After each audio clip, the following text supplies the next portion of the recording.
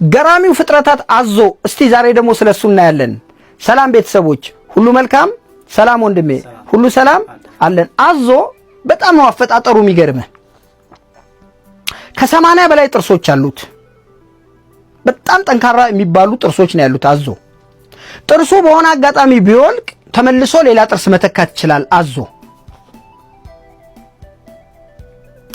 ብዙዎቻችን ጋር ያለ ነገር አለ። ዛሬ ስለ አዞ ማታውቋቸው አንዳንድ ነገሮችን ነው የምናነሳው።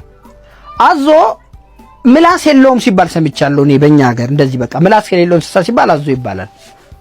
ነገር ግን አዞ ምላስ አለው። ምላሱ ግን እንደ ሰው ልጅ ምላስ ወይ እንደ ሌላ እንስሳቶች ምላስ እንደሚወጣ የሚገባ አይደለም። ከታችኛው አገጩ ጋራ የተያያዘ ነው። ያም የሆነበት ምክንያት አለው። ፈጣሪ እያንዳንዱ ነገር ሲፈጥር ሁሌ እንደምላችሁ ነው። በስራው ሻርፕ ነው፣ ምክንያት አለው። የምላሱ ከታችኛው አፉ ጋር እንደተጣበቀበት ሚስጥሩ ምን መሰለህ? በሚያድን ሰዓት አፉን ከፍቶ በሚያድን ሰዓት ውሃ ወደ ጎሮሮ ውስጥ እንዳይገባ ያደርግለታል። የሚገርም ነገር ማለት ነው። ሁለተኛው ነገር ምላሱ ብዙ ጨው ከሰውነቱ ሰብስቦ ወደ ምላሱ ያመጣለታል። አንዳንድ ጨዋማ ውሃዎች ውስጥ ስለሚገኝ ስለሚኖር ሐይቆች ውስጥም ሊሆን ይችላል።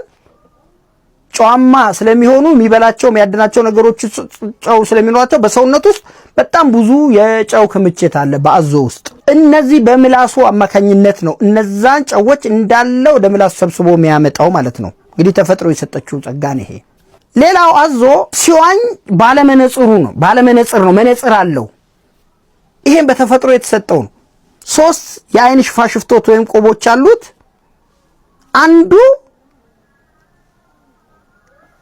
እንደ መነጽር ያገለግለዋል። በውሃ ውስጥ ሲዋኝ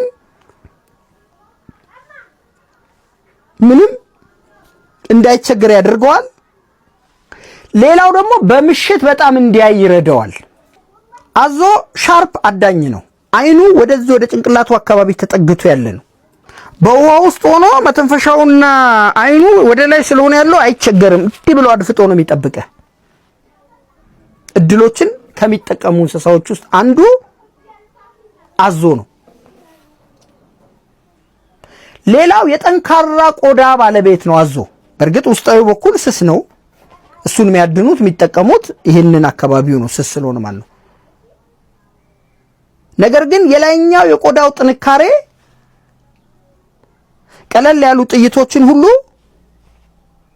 በስቶት አይገባም፣ ይቋቋማል። የሚገርም ፍጥረት ነው አዞ። እንደሚመቻችሁ ተስፋ አድርጋለሁ። አመሰግናለሁ።